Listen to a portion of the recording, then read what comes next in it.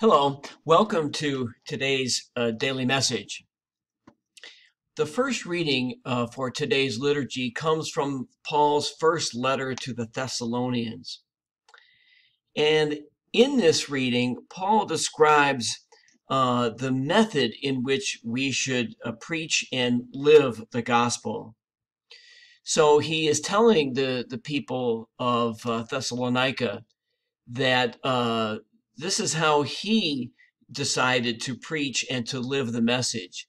He says, our exhortation was not from delusion or impure motives. In other words, they didn't try to trick anybody with the message. Their motives were pure. They were in it to simply proclaim the good news of God. There was no attempt at deception. He says further down, nor indeed did we ever appear with flattering speech, as you know.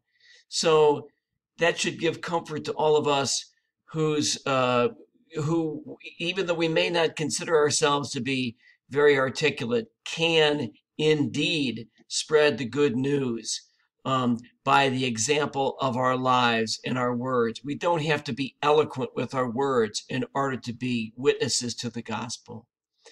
Paul then says we should not have a pretext for greed, nor should we seek praise from others. In other words, our focus should never be on ourselves. Our focus should be on the message, God's message of love and mercy and compassion. And finally, Paul says, we were gentle among you, as a nursing mother cares for her children with affection.